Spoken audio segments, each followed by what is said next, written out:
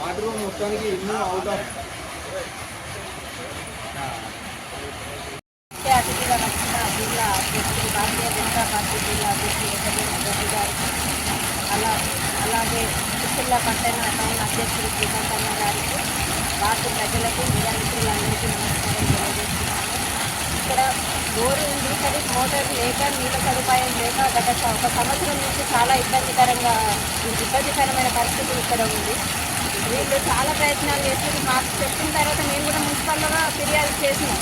ఇట్లా ఉంది పరిస్థితి, ఎండాకాలంలో బాగా ఇబ్బంది ఉంది అని ఫిర్యాదు చేసిన తర్వాత కూడా వాళ్ళు ఏం నిర్లక్ష్యంగా ఫండ్స్ లేవు, డబ్బులు లేవు అని చెప్పింది. ఒక ఆశ సండే అన్న మనకు సహాయం చేస్తాడని ఒక ఆశతో వాళ్ళకి మేము మాట ఇస్తున్నాము.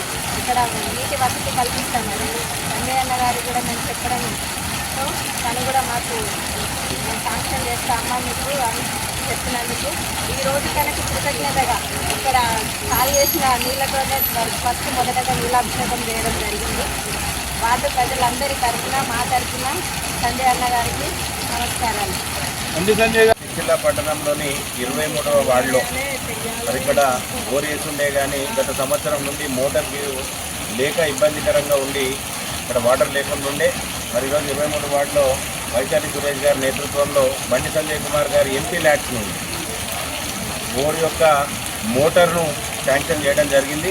మరి ఈరోజు సిరిసిల్ల మున్సిపాలిటీకి సంబంధించి వాటర్ స్కీమ్కి కేంద్రం యొక్క అమృత్ స్కీమ్ కింద మరొక 100 కోట్ల రూపాయలను ఇవ్వడానికి గాను బండి సంజయ్ కుమార్ గారు వారి యొక్క సహాయ సహకారాలు కేంద్ర ప్రభుత్వం ద్వారా రావడానికి రెడీ ఉన్నాయి. ఇప్పుడు కమిషనర్ గారిని కూడా మేము అదే విషయంలో తెలుసుకోవడానికి వెళ్తున్నాం.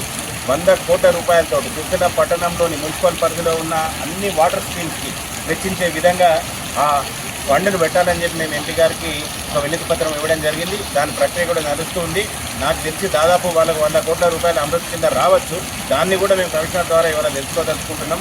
గ్రామంలో ఎక్కడ నీటి ఎద్దడి ఉన్నా కానీ అమృత్ పథకం ఇచ్చిన డబ్బులతోటి మరి భారతీయ జనతా పార్టీ ఆధ్వర్యంలో అందరికీ అందుబాటులో నీరుండే విధంగా చర్య తీసుకుంటామని మీ ద్వారా తెలియజేస్తున్నాం. భారత్ మాతాకి జై.